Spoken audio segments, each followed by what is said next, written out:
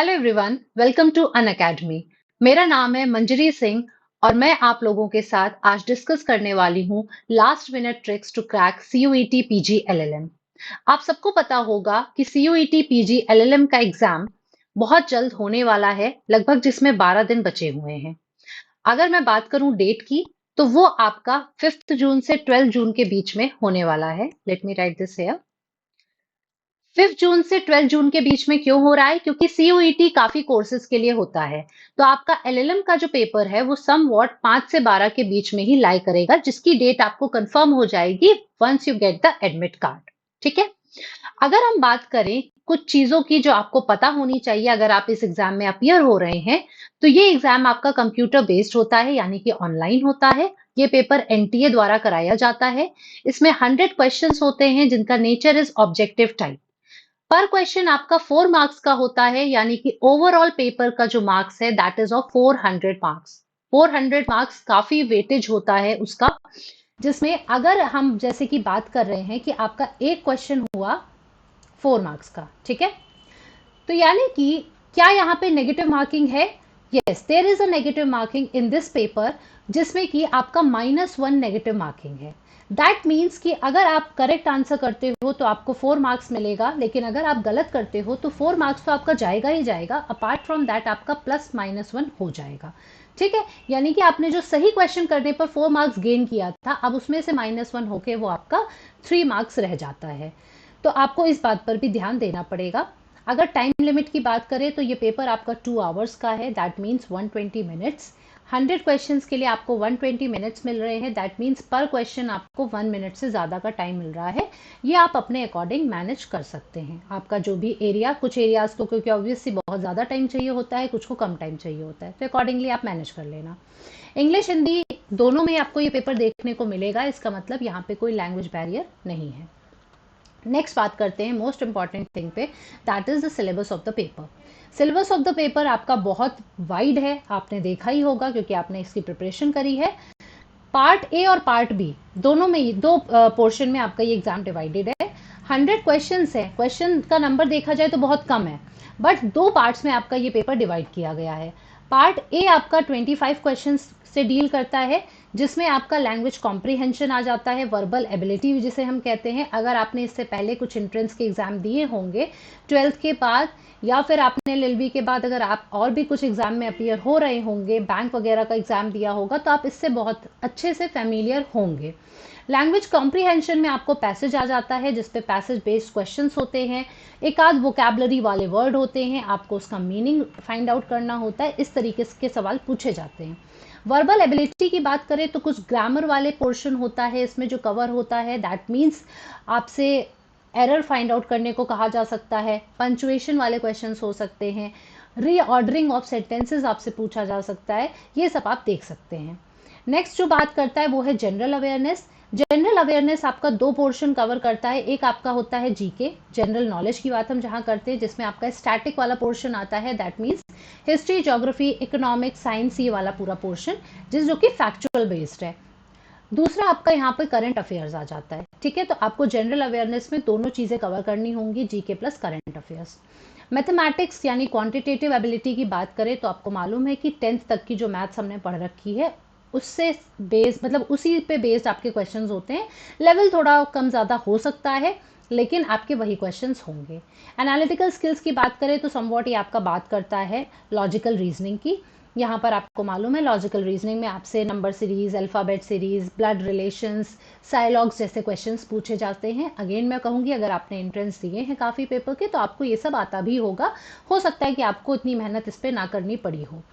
अब अगर हम पार्ट ए की इंपॉर्टेंस की बात करें, part A is very much important in this exam, because part B आपको मालूम है कि लॉ का है। ठीक है, लॉ है और आप एलएलएम के एंट्रेंस में अपियर होने जा रहे हो, तो हर कोई एलएलबी करके आया है, उसने एलएलबी में लॉ पढ़ा है। बट पार्ट ए जो होता है वो किसी का वीक होता है, किसी का स्ट्रांग। हम ये नहीं कह सकते कि मैथ्स हर किसी की स्ट्रांग है, हम ये नहीं कह सकते रीजनिंग हर किसी की स्ट्रांग है, सबका यहाँ पर डिफर करता है। तो अगर आप यहाँ पे पार्ट ए में मेहनत कर ले जाते हैं, अगर मैथ्स और रीजनिंग आपकी अच्छी है, तो समवेयर आप जो भी क्वेश्चन यहाँ पे अटेम्प्ट करोगे वो आपका पूरा पूरा सही हो जाएगा और आपको 4 मार्क्स पर क्वेश्चन मिल जाएगा। वहीं पे अगर हम इंग्लिश की बात करें, जनरल अवेयरनेस की बात करें, तो यहाँ पर मैं थोड़ा आप लोगों को सतर्क रहने को कहूँगी कि अगर आप यहाँ पे बहुत श्योर हो क्वेश्चन को लेके तभी आप अटेम्प्ट करना, नहीं तो नेगेटिव में जाने का कोई फायदा नहीं है। क्योंकि मार्क्स गेन तो आप करोगे पार्ट बी से, लॉ से, लेकिन गेम चेंजर जो बनेगा वो यहाँ पर आपका पार्ट ए बनेगा। क्यों? क्योंकि एक हद तक होता है नहीं, हमारे लिए बहुत इजी होता है इतने क्वेश्चंस कर पाना, बट रैंक में बैठने के लिए जो गेम चेंजर बनेगा वो आपका पार्ट ए बनेगा। तो उसमें पता लगा आपने मैथ्स और रीजनिंग में सब कुछ सही कर लिया और आप कहीं ना कहीं रैंक में फिट होने वाले थे, लेकिन फिर आपने क्या किया, आपने इंग्लिश या जीके में गेस वर्क करके अपना काम बिगाड़ दिया। तो आपको वो नहीं करना है, आपको बहुत ही सेफ प्ले करना है यहाँ पे। पार्ट बी की अगर हम बात करें तो पार्ट बी आपका लॉ से रिलेटेड है। यहाँ पर आपके 75 क्वेश्चंस आएंगे, क्योंकि एलएलएम का पेपर है तो ऑब्वियस सी बात है 75 क्वेश्चंस इसमें पूछे जा रहे हैं जो कि लॉ से रिलेटेड है। लेकिन अब लॉ की बात करें तो आप, क्योंकि एलएलएम आप लॉ स्टूडेंट हो तो आपको मालूम है कि लॉ की डेफिनेशन तो भाई बहुत वाइड है। यहाँ पर हम कभी भी ये डिफाइन नहीं कर सकते कि कितने तरह के लॉ की डेफिनेशन में आते हैं। इनडेफिनेट नंबर ऑफ लॉज हैं जो यहाँ कवर होते हैं। आपसे कभी भी रिकॉल करने को कहा जाए, आप मेजर लॉज आपके मुंह पे रहेगा, उसके अलावा माइनर लॉज एक आध आप बता पाओगे, सारे लॉज आपके लिए भी बता पाना इम्पॉसिबल है। लेकिन इन्होंने सिलेबस कुछ इतना वाइड कर दिया है कि आपको सिलेबस याद करना ही मुश्किल हो गया होगा। तो यहाँ पर मैं बात करूंगी दो लोगों की, ठीक है। एक तो वो लोग जो बिल्कुल वेल प्रिपेयर्ड हैं, ठीक है, जो लोग पहले से तैयारी कर रहे थे, जिन्होंने आराम से जब नोटिफिकेशन आया या उससे पहले उन्होंने तैयारी करनी स्टार्ट कर दी थी। एंड एक वो लोग हैं जो अभी लास्ट मोमेंट वाले हैं, ठीक है, जो समवेयर कहीं पे बिजी थे या सो रहे थे, उनको आइडिया नहीं था, उनको लगा था पेपर पोस्टपोन हो जाएगा या जो भी चीज़ें, हम दोनों लोगों के बारे में बात कर लेते हैं। If we talk about well prepared लोग, तो यहाँ पर देखिए ये जो मोस्ट इंपॉर्टेंट मैंने क्या किया है, लॉ के पेपर्स को 3 कैटेगरी में डिवाइड कर दिया है, most important, less important and least important, ठीक है। अब मोस्ट इंपॉर्टेंट क्या है, इसमें इन दोनों कैटेगरी के लोगों को क्या करना है, इसको तो करना ही करना है, ये छोड़ ही नहीं सकते हैं। इसमें कौन कौन से सब्जेक्ट्स कवर हो रहे हैं, contract, constitution, torts, family law, criminal law जिसमें आईपीसी और सीआरपीसी है, ज्यूरिस्प्रूडेंस एंड सीपीसीआर लिमिटेशन एक्ट। ये वो पेपर हैं जो कोर लॉज के नाम से जाने जाते हैं, जिनसे पूछा जाना ही चाहिए। पूछे जाने का मतलब ये भी नहीं है कि 1 या 2 क्वेश्चन, हो सकता है इनसे 3 या 4 सवाल पूछे जाएं, ठीक है। तो ये तो आपको करना ही करना है। अब जिन्होंने पहले से तैयारी कर रखी थी उनको इन पोर्शन का अच्छे से रिवीजन करना है, बहुत ही प्रॉपर रिवीजन, कि एक भी क्वेश्चन यहाँ से गलत हो ही ना पाए। और जो लास्ट मोमेंट वाले हैं उनको ये पोर्शन तो करके ही जाना है कि अब भाई आपके पास जितना समय बचा है आप उसमें इस पोर्शन को तो एटलीस्ट प्रिपेयर कर ही लीजिए।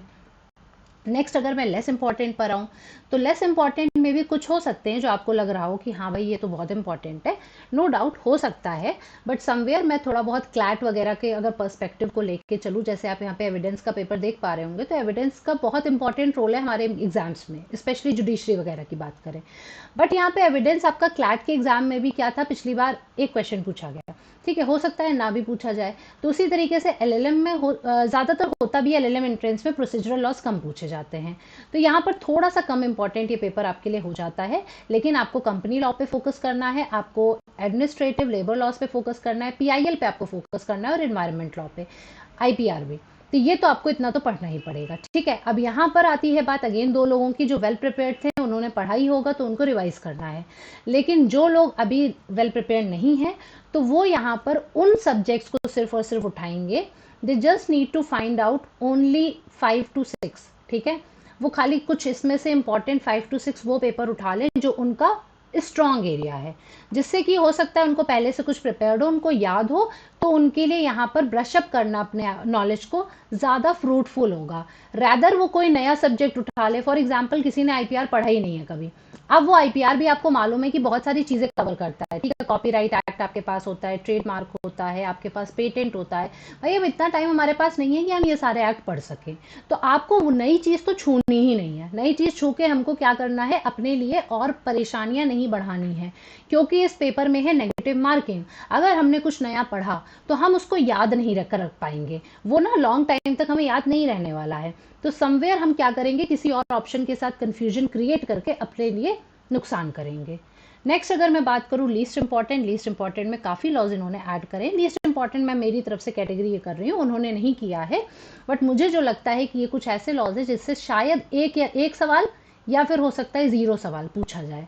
उन्होंने ये इतना लेंदी लॉ का सिलेबस इस वजह से दे दिया क्योंकि CUET एक बड़ा पेपर है जिसमें आपकी काफ़ी यूनिवर्सिटीज़ इन्वॉल्व हैं, जिसमें नंबर ऑफ स्टूडेंट्स बैठेंगे, कंपटीशन बढ़ेगा। तो उस कंपटीशन को और कॉम्पिटिटिव बनाने के लिए इन्होंने सिलेबस को टफ कर दिया कि अब भाई यहाँ पर क्या होगा, जो सब कुछ पढ़ के आएगा वो अच्छी रैंक सिक्योर कर लेगा, और अगर यहाँ पर कोई ऐसा बंदा है जिसने माइनर लॉ शायद कभी पढ़े ही ना हो, खाली मेजर लॉज वो 5-6 पढ़ के आ गए, तो समवेयर वो सफ़र करेगा ही करेगा। तो एक एडवाइस है, जो लोग कुछ नहीं पढ़े हैं वो ये तो मत ही देखें, वो यहाँ पर इन लॉस को तो बिल्कुल भी ना देखें, क्योंकि इनको देखने से अगेन वही बात होगी, आप यहाँ पर कॉन्फिडेंट नहीं हो पाएंगे, अपना नुकसान करेंगे। लेकिन जिन्होंने पढ़ रखा था वो इनको लेके ज़रूर कॉन्फिडेंट हो जाएं, ये आपका गेम चेंजर बनेगा। यहाँ का एक क्वेश्चन सही, आपका 4 मार्क्स आपको मिल गया, तो कहीं ना कहीं आप अगले से स्टैंड आउट कर पाओगे। कंपटीशन का मतलब क्या है, you have to stand out from others. आपको सबके साथ सबके जैसा करके आपको कंपटीशन नहीं निकालना है, वो निकल ही नहीं सकता। कंपटीशन निकालने के लिए आपको डिफरेंस क्रिएट करना है, और वो डिफरेंस कहाँ क्रिएट होगा, एक तो आपका भाई पार्ट ए में क्रिएट हो जाएगा, अगर आपने बढ़िया मैथ्स कर ली, आपने रीजनिंग बढ़िया बढ़िया कर ली, इंग्लिश में मतलब भर के सवाल कर लिए, जीके में कर लिए, और आपने माइनर लॉस सही कर दिए। मेजर तो मैं मान के चल रही हूँ कि अगर आप पहले से प्रिपेयर्ड हो तो आप सही करोगे ही करोगे, बट माइनर में भी अगर आपने ठीक ठाक कर दिया तो समवेयर आपको मार्क्स इसमें मिल जाएंगे। ठीक, अब नेक्स्ट बात आती है कि इन दिनों में हम किन चीज़ों पे और ज़्यादा ध्यान दे सकते हैं जिससे कि हमारे पेपर क्रैक करने के चांसेस बढ़ जाएं। जो लोग पहले से प्रिपेयर कर रहे हैं उनको तो जो चीज़ें ध्यान देने की ज़रूरत है वो बात करेंगे ही करेंगे, साथ में जिन्होंने नहीं कुछ किया है उनके लिए भी कुछ टिप्स हैं जिसकी वजह से वो शायद चाहें तो अपने चांसेस बढ़ा सकते हैं। क्योंकि ऐसा नहीं है कि कोई पढ़ के नहीं आया है, LLB आपने करी है, आपने लॉ पढ़ा है, और आप अगर अदर कंपटीशन में बैठ रहे होंगे तो आपको समवेयर सारे पेपर पता होंगे, आपको सारे पेपर की नॉलेज होगी होगी, आपको बस अपना ब्रशअप करना है। तो ब्रशअप करने का भी एक सही तरीका इंपॉर्टेंट है, ये नहीं है कि बस चले जा रहे हैं अंधेरे में, हमको यही नहीं मालूम है कि हमारा डेस्टिनेशन क्या है। You know need to know your destination, और वहां पहुंचने के लिए you have to follow a smart strategy, जिसके लिए फर्स्ट ऑफ ऑल सबके लिए इंपॉर्टेंट है कि आप अपना स्ट्रॉन्ग एरिया देखो। You need to focus your strong area. आप अपने बचे हुए दिन को डिवाइड करोगे, पर डे आप अपना सब्जेक्ट्स डिवाइड करोगे, जिसमें आपका एक तो हो जाएगा स्ट्रॉन्ग एरिया। अब स्ट्रॉन्ग एरिया में आपको क्या करना है कि जो भी स्ट्रॉन्ग पोर्शन है वो आप उसके लिए 1 से 2 घंटे दे सकते हो। ठीक है, अब वो भी मैं एज्यूम करके चल रही हूँ that you are going to revise it, क्योंकि आप पढ़ चुके हो। ठीक है, then comes the weak area. Weak area पे थोड़ा ज़्यादा टाइम देना पड़ेगा, 4 to 5 आवर्स। ठीक है, तब जाके आप इस पे इतने कम टाइम में जो टाइम बचा हुआ है आप उस पर कॉन्फिडेंट फील कर पाओगे। लेकिन दोनों को टाइम देना ज़रूरी है। क्यों? क्योंकि ऐसा ना हो कि हम वीक एरिया पे फोकस करते करते अपना स्ट्रांग एरिया भूल गए। डी डे पर क्या हुआ, हमने कोई स्ट्रांग एरिया का ही सवाल गलत कर दिया, तो उसके चांसेस, स्ट्रांग वाले के चांसेस और बढ़ाने हैं कि हम सही सवाल कर पाएं, और वीक वाले को इतना लेकर आना है कि अगर हम गेस वर्क भी करें तो वो हमारा सही हो जाए। गेस वर्क कभी प्लीज ऐसा मत करना जिसमें आप एकदम जीरो हो, जिसमें आपको कोई आइडिया नहीं है कि 4 ऑप्शन में कौन सा ऑप्शन होने वाला है। गेस वर्क कब किया जाता है, जब 4 ऑप्शन में से हम 2 ऑप्शन एलिमिनेट कर लेते हैं सबसे पहले, तो फिर बचता है 2 ऑप्शन। ठीक, अब जो 2 ऑप्शन बचता है उसमें जब हमें लगता है स्ट्रॉन्ग इंट्यूशन किसके लिए हो रहा है, हम वो मार्क करते हैं। वहां पर गेस वर्क आपका कुछ हद तक सही सवाल कर सकता है, लेकिन अगर चारों को ऑप्शन को लेके आपका डब्बा गोल है, इन दैट केस बिल्कुल भी उसको अटेम्प्ट मत करिएगा। Then comes mocks. ऑब्वियस सी बात है, जो लोग सीरियस हैं, जो तैयारी कर रहे होंगे, उन्होंने मॉक्स वगैरह भी लिए होंगे, तो आप अपने मॉक्स को रिवाइज करिए। अगर आप सारे मॉक्स लगा चुके हैं तो उनको एनालाइज करिए, देखिए आपने गलती कहाँ करी है, उन गलती को सही करिए। और अगर आपके कुछ मॉक्स अभी लगने बाकी हैं तो उसको ज़रूर कंप्लीट करके जाइए। यहाँ पर हम कभी कभी लापरवाह हो जाते हैं मॉक्स को लेके, हमें लगता है अरे क्या ही फ़ायदा इसको लगाने से, ये क्वेश्चन ही थोड़ी ना आ जाएगा।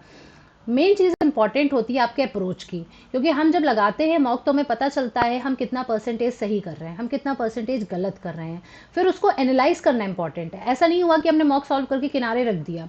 आप अगर गलत समझोगे नहीं, आपने देखा नहीं कि मैंने कौन सा क्वेश्चन गलत किया था, तो नेक्स्ट टाइम अगर सेम क्वेश्चन पेपर आपके सामने कोई रख देगा, अगेन आप वही मिस्टेक करोगे। तो मॉक सॉल्व करने से ज़्यादा इंपॉर्टेंट क्या होता है, एनालाइज करना। एनालाइज करके आप क्या समझोगे, मैंने कौन सा क्वेश्चन गलत किया और क्यों गलत किया, मैंने क्या सोचा और क्या होना चाहिए था, और फिर मैं कितनी नेगेटिव मार्किंग में चला गया, मेरा कितना माइनस चला गया, अब मुझे क्या स्टेप लेने चाहिए कि मैं इसमें नेगेटिव मार्किंग को प्रिवेंट कर सकूं, कि मैं ऑन द एग्जाम डे इसको कम से कम नेगेटिव ले जा सकूं, क्योंकि थोड़ा बहुत तो सभी का हो जाता है, मैं ये तो नहीं कहूँगी, because at last we all are human beings, तो सबका ही होता है, बट इसको कम कितना मैं कर सकती हूँ या कर सकता हूँ, इस पर आपको ध्यान देना है। ठीक है, नेक्स्ट आता है प्रैक्टिस क्वेश्चंस की बात करते हैं। प्रैक्टिस क्वेश्चन में उन पेपर्स से रिलेटेड बात कर रही हूँ क्योंकि सीयूईटी के आपके प्रीवियस ईयर पेपर तो आपको मिलेंगे नहीं, तो यहाँ पर आप क्या कर सकते हैं, आप जुडिशरी के पेपर्स लगा सकते हैं, जो सब्जेक्ट्स आपके मेल खाते हैं जुडिशरी के लगाइए, क्योंकि इसका पेपर बहुत वाइड है, जुडिशरी में इतने सारे पेपर नहीं पूछे जाते हैं, तो आप यूजीसी नेट के सवाल लगा सकते हैं। भले आप अभी एलएलएम करने जा रहे हैं, आपका नेट से कोई लेना देना नहीं होगा, लेकिन नेट एग्जाम के जो क्वेश्चंस हैं, वो जो उसका सिलेबस है वो बहुत हद तक इससे मिलता जुलता है, तो आपको उससे रिलेटेड क्वेश्चन यहाँ मिल जाएंगे, तो एक आइडिया लग जाएगा कि हाँ भाई इन्वायरमेंट का अगर सवाल आएगा तो कैसा आ सकता है, आईपीआर का आएगा तो कैसा आ सकता है, ये सब आइडिया आपको लग जाएगा अगर आप वो क्वेश्चन लगाएंगे। अगर नहीं है आपके पास टाइम, अभी आपका पेपर ही नहीं तैयार है, अभी आप पढ़ ही नहीं पाए हैं, तो फिर इन सब में मत बचिएगा, इन सब में परेशान मत होइएगा। बट यही मैं कहूँगी, जिन लोगों की तैयारी नहीं है वो ज़्यादा से ज़्यादा क्वेश्चन प्रैक्टिस करके समझें, वो समझें कि किन टॉपिक्स पे क्वेश्चन ज़्यादा पूछा जाता है, भले वो कोई भी एग्जाम हो, भले वो जुडिशरी हो, भले वो यूजीसी नेट का पेपर हो, लेकिन हमेशा कोई भी टॉपिक इंपॉर्टेंट होता है तो हर एग्जाम के लिए होता है। जैसे कॉन्स्टिट्यूशन में फंडामेंटल राइट है तो सब पेपर के लिए एग्जाम इंपॉर्टेंट है, तो आप उस तरीके से उस पर ध्यान दे सकते हो। अगेन फर्दर बात अगर करूं तो you have to limit your resources, ये नहीं है कि 12 दिन बचे हैं, लाओ इधर से भी पढ़ लेता हूँ उधर से भी पढ़ लेता हूँ, करंट अफेयर्स लेके बैठे हैं तो करंट अफेयर्स अभी तक जो पढ़े थे बस उसी को रिवाइज करो। अब ये नहीं है कि कोई नई वेबसाइट खोल के पढ़ने लग गए, कोई नई मैगजीन उठा लाएं, या फिर कोई डुक्की उठा के लॉ पढ़ने लग गए, अब से नहीं, जो भी पढ़ा है अगर नोट से पढ़ा था तो नोट्स रिवाइज करो, मल्टीपल रिवीजन जो नेक्स्ट टॉपिक है आपका, कि सोर्सेज को लिमिटेड रखना है और मल्टीपल रिवीजन करना है। जो आप के पास मटेरियल है अगर आप उसको रिवाइज करोगे, बार बार करोगे, तो आपके दिमाग में बैठ जाएगा, और आपके जब सबकॉन्शियस माइंड में वो चला जाता है ना, तो वहाँ पे आप गलती कर ही नहीं सकते हो, जैसे ही आपके सामने आंसर आएगा, ऑप्शन आएगा, आपको करेक्ट आंसर मिल जाएगा। बट अगर आपने कोई चीज़ पढ़ के छोड़ दी, अब दूसरा रिसोर्स उठा लिया, दूसरे से पढ़ने लग गए, तो यहाँ पर क्या होगा, यहाँ पे आपको कन्फ्यूजन क्रिएट होगी, क्योंकि कभी कभी क्या होता है डिफर भी कर जाते हैं सोर्सेज, ठीक है, तो आंसर्स भी डिफर कर सकते हैं यहाँ पे, तो ये आपको रिस्क लास्ट मोमेंट पे नहीं उठाना है। कमिंग टू द एक्यूरेसी वाला पॉइंट, तो एक्यूरेसी आपको बहुत ज़रूरी है, हम पहले भी डिस्कस कर चुके हैं, आपको नेगेटिव मार्किंग अवॉइड करनी है। नेगेटिव मार्किंग जिस पेपर में होती है, हमको एक्यूरेसी लेवल अपना बढ़ाना पड़ेगा, हमें पार्ट ए में मैथ्स और रीजनिंग अपनी स्ट्रॉन्ग करके वो क्वेश्चंस पूरे अटेम्प्ट करने हैं, लैंग्वेज और जीकेएमएम में वही क्वेश्चन अटेम्प्ट करना है जो हमें बिल्कुल सही लग रहा हो, जो हमें कॉन्फिडेंस हमारे अंदर ला रहा हो कि हाँ भाई ये हमारा सवाल सही है। और लॉ में मेजर लॉज बिल्कुल सही करने हैं, माइनर में जो हमें लग रहा है, अगर दो ऑप्शन में डाउट है तभी हम गेस वर्क करेंगे, नहीं तो हम नहीं करेंगे, हमें नेगेटिव में नहीं जाना है।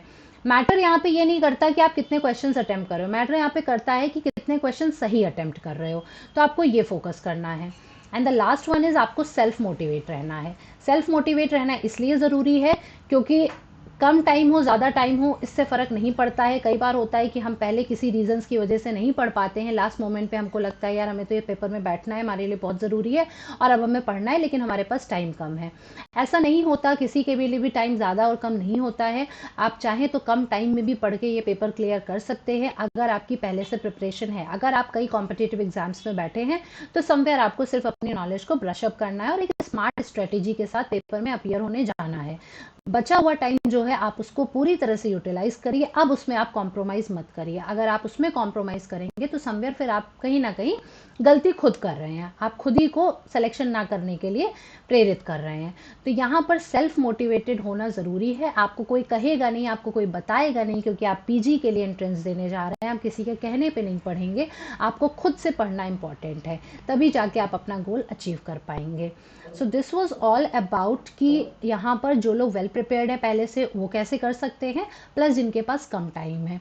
पढ़िए ज़रूर, बचे हुए 12 दिन को यूटिलाइज अच्छे तरीके से करिए, नहीं तो फिर यहाँ पर आप कहीं ना कहीं लॉस में चले जाएंगे। चाहे वो लोग हों जो 1-1.5 महीना 2 महीना 3 महीने से पढ़ रहे हो वो भी, और चाहे जो लोग अभी से पढ़ने जा रहे हैं वो भी, उन दोनों के लिए ज़रूरी है कि आपको फोकस होके सिलेबस को ध्यान में रखते हुए, अपने फोर्टे को ध्यान में रखते हुए प्रोसीड करना है। So thank you so much, that's it for today, and please do like and subscribe अगर आपको ये वीडियो पसंद आया है, नेक्स्ट और वीडियो हम देखते रहेंगे related to this. Thank you so much.